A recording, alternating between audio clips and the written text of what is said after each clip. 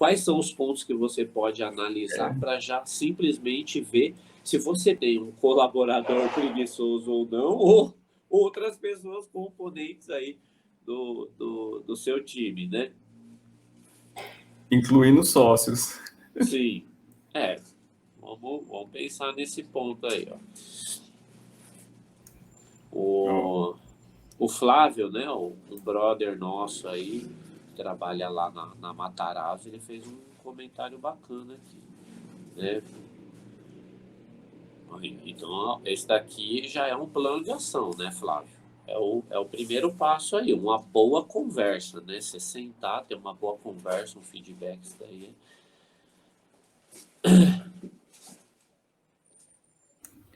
Tá, muito bem. Aí, no caso, o comentário, né, da Shirley aí, se você for analisar, aí a questão da cultura, né, Shirley? Se você for analisar a questão lá dos coreanos, eles têm uma Eu só ia cultura pedir que para é você bem falar, interessante.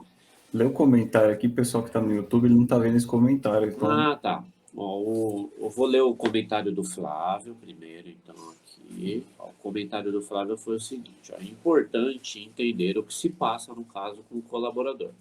Passei por isso aqui na empresa, mas conversei e entendi o problema do colaborador. Você vê, olha só, é o que eu falei do louvor no começo. Ele não desiste de você, dono de oficina, dono de empresa, no caso aí, né, o Flávio, ele não desistiu do colaborador, ele quis saber.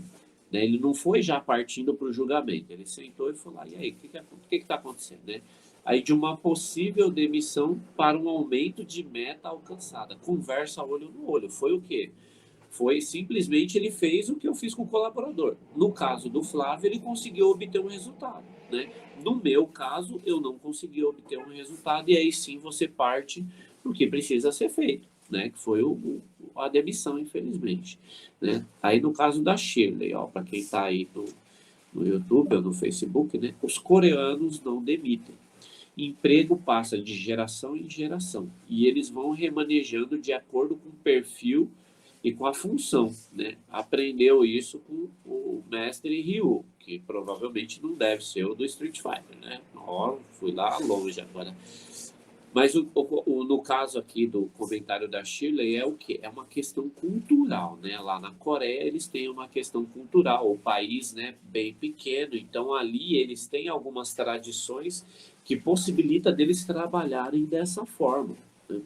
Agora que a gente tem um Brasil que tem uma cultura um pouco, né, questionada, duvidosa, né? A gente tem uma frase, né, de um ex-jogador de futebol que faz uma diferença, infelizmente, na nossa cultura, né, que era a propaganda do cigarro lá que o Gerson fazia. Eu, como todo brasileiro, né, gosto de levar vantagem em tudo. Então, né, de uma certa forma, baseado em cima do que a gente está falando, talvez aquele colaborador preguiçoso, ele, né, pode estar incorporando um Horácio aí, né, e tá fazendo.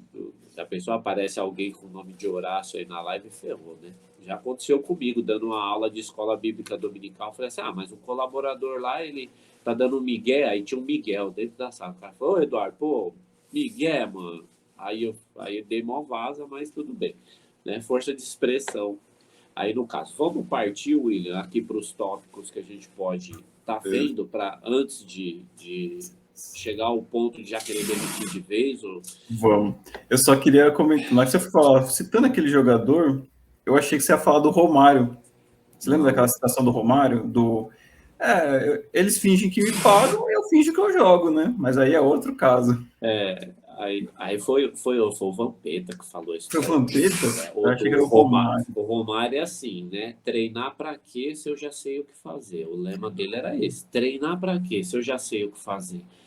Aí o cara entrava e resolvia. Aí é uma questão muito assim, de uma porcentagem muito pequenininha da pessoa que ela tem, né?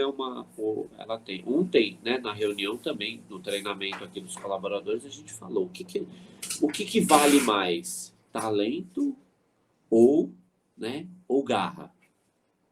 O que vale mais? Talento ou garra? Aí eu fiz uma pergunta para cada um deles para saber.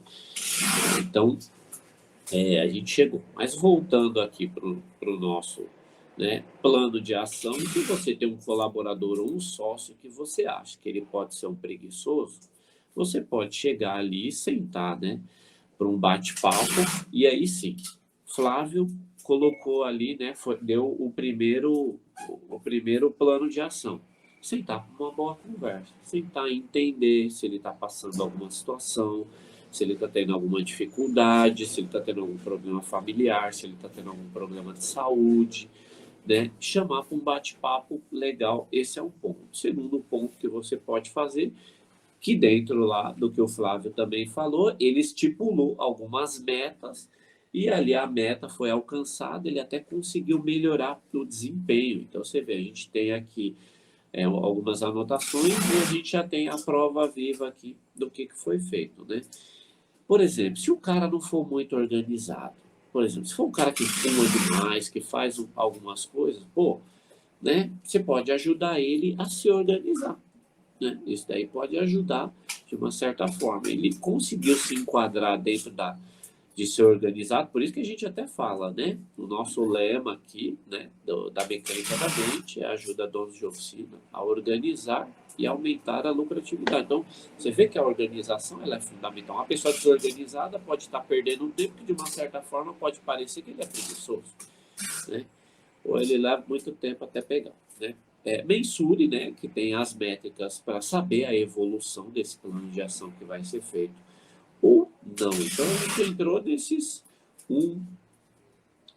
2, 3, 4, 5 tópicos, né? Jogo rápido que você consegue fazer ali uma conversa muito rápida, fazer essa análise, dar um feedback e depois você colher os resultados ou não ter os resultados e aí sim você parte aí porque todo dono de empresa precisa ser feito, né? Sempre, mas sempre trazendo ali para o colaborador clareza, né? O porquê que ele está sendo contratado, ele precisa trazer resultado, porque a empresa, né, precisa ali fazer com que as coisas aconteçam, né? Então, isso daí, a questão da preguiça também pode analisar, às vezes pode ser uma conversa paralela, né, mais conhecida como rádio peão, né? O dono da oficina quer estabelecer uma cultura A, mas entre eles uma cultura B. Tem a questão dos pares, né? Isso daí no mundo corporativo existe muito.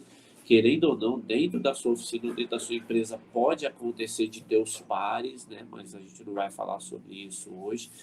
Mas é importantíssimo. Então, assim, antes de você criar um conceito errado sobre o seu colaborador, se ele é preguiçoso ou não, segue essa listinha aqui que a gente passou para você, né? Só recapitulando, uma boa conversa para começar, estabeleça metas diárias, ajude-o a se organizar e mensure a evolução dele, né? Mensure a evolução. E aí você já vai começar a ter um resultado ou não, e aí você já sabe o que vai ser necessário para tomar. Tem algumas coisas que vêm antes também, você ter uma oficina organizada, você ter um regulamento interno, você ter um descritivo de função, tudo isso ajuda também de uma certa forma para você metrificar aí e você saber se a pessoa está tendo um bom desempenho, um bom rendimento ou não.